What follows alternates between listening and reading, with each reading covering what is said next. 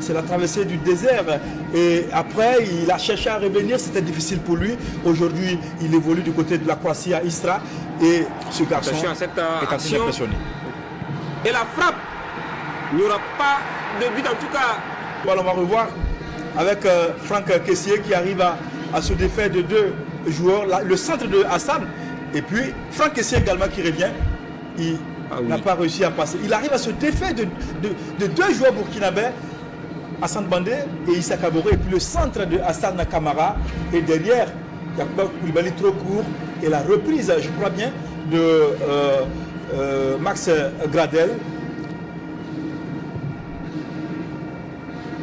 Une reprise un peu écrasée. Issa Kaboré, il me plaît bien ce garçon-là. Il est teigneux, il est courageux, il est téméraire, il aime le combat. Il aime aller au charbon, c'est des garçons qui ne trichent pas. La gauche junior en sait quelque chose. Bien sûr. Il souffre 16 à partir de cette saison, donc il se pourrait que ce club-là demande donc son prêt. Et Issa Kaboré, on pourrait le voir évoluer en Ligue 1 française. Voilà, donc il y avait une faute, mais l'arbitre a préféré laisser jouer l'avant.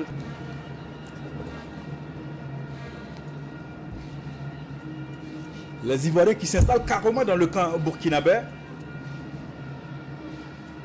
Mais ils ne sont pas vraiment dangereux hein, sur les dernières actions. Centre directement, Farid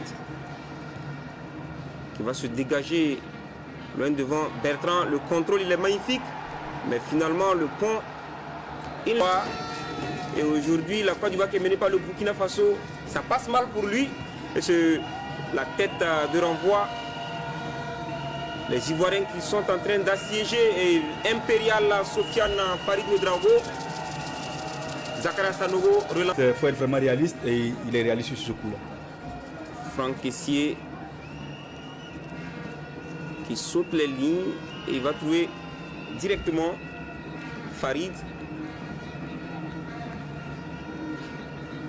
Il essaie de placer sa défense. Il va jouer avec Issoufou Dayo.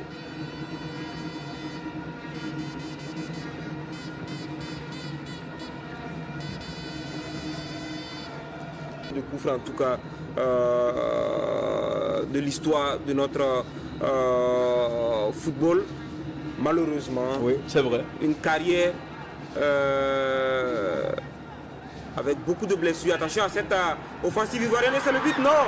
Farida qui s'en sort plutôt bien et c'était joué très facilement du côté. Pas revoir l'action. Je pense que sur cette action, Edmond Tapsoba a joué un peu trop facile sur cette action.